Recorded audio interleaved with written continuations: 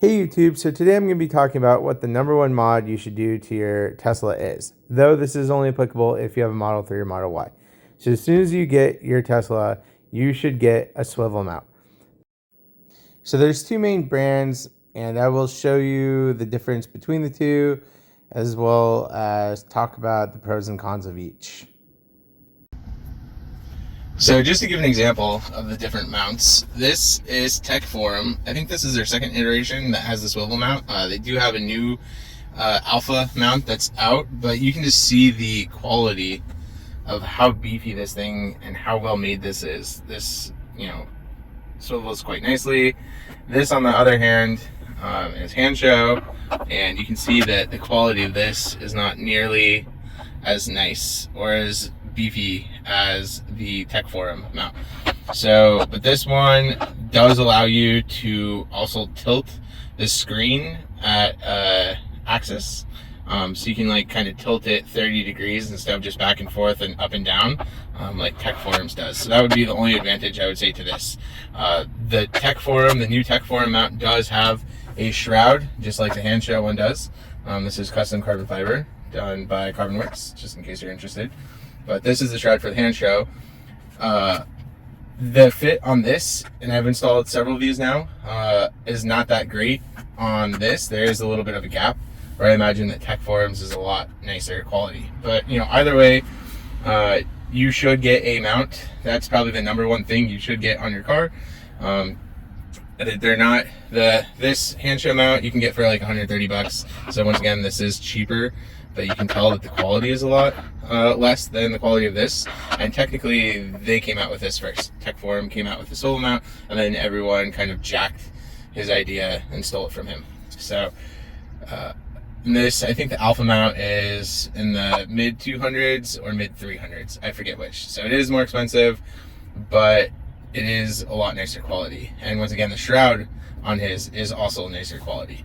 This, for the Hansho, you'll see here in a second, doesn't fit the greatest. But either way, you should get a mount. And I've asked a bunch of people that have the mounts, and they're like, yep, number one thing to do to your Tesla is to get a swivel mount. And every time I get into a rental vehicle, it bugs me because the screens seem to be tilted toward the driver. Sorry, I meant toward the passenger, not the driver. And it's like, I want to be able to swivel that screen closer to me. I also like how it sits a lot lower. So I'll, show you that now. Okay, I thought I would show you the finished product. This is the Hansho one. So it is a little wobbly,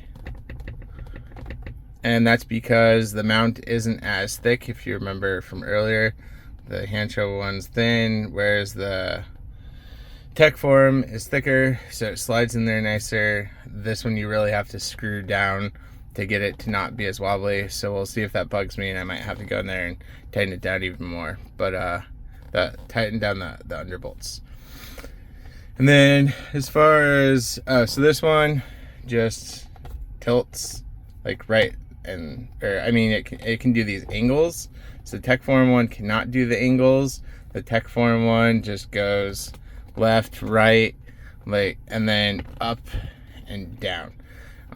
So those motions on this, it's a lot more jerky because it can do this angle thing, whereas the Tech Forum will be left and right, like nice and smooth. And then also, if we look at the gap, there's the gap.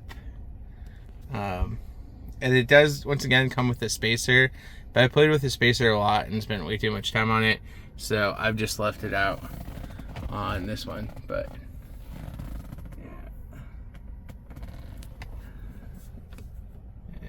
see more of the carbon fiber work. But yeah, there's the gap. Show a little bit of the carbon fiber. And then I have the back coming, just in case you're like, oh, you should get the back. Yeah, he's working on it, so I'll get that soon. Once again, carbon fiber by Carbonworks.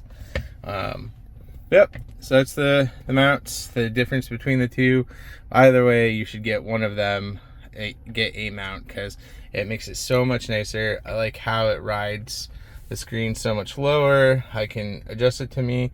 We've never really adjusted it to the passenger, but I'm kind of short, And so for me, it's nicer because I can access the screen a lot easier, especially the buttons down here, without having to like reach. And that's one of my most annoying things when I get into a rental Tesla, is that I cannot move this screen. Like, this should have just been some sort of standard thing that Tesla did, but nope. So anyway, yep, that's the mounts, and you should get one.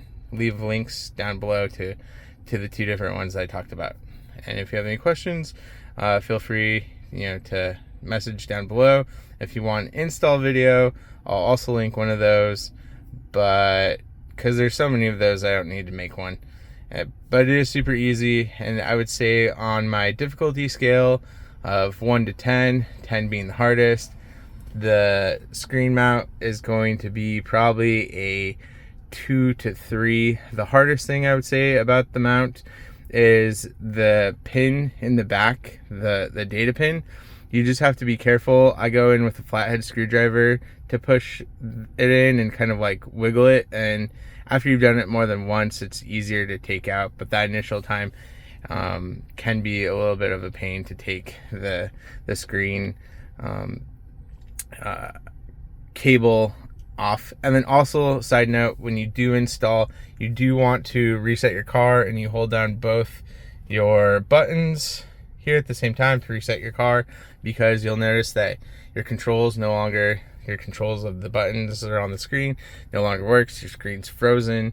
That's because you have to reset the car because you unplugged the screen. So don't forget to do that. But anyway, that's my little video, and once again, I would give this a 2 to 3 on the easy, or on the difficulty scale of mods for your car. So pretty easy, you could do by yourself.